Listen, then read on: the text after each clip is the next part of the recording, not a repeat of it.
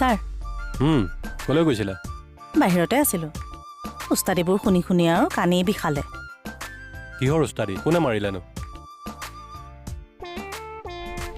আমি মানে তিনতলাৰ ওপৰত থাকো যে ৰাতি চাটখন কি ধুনীয়া বতাহ একদম আৰাম লাগি যায় এইবোৰ উস্তাদি কথা শুনি থাকিব পাৰি নেকি কি ঠিক কুমকুমৰ ঘৰ তিনিমহলীয়া হ'বও পাৰে থকহে নাই এইবিলাক উস্তাদিৰ অংক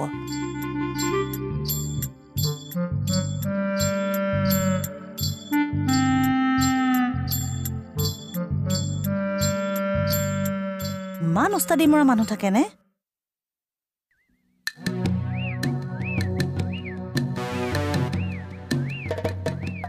এইজনে এবাৰ জপা বাইদেউৰ লগত দুষ্টি কৰিছে বাৰু ভাল ফুলপাহত হাত দিছা ছিঙিব হাত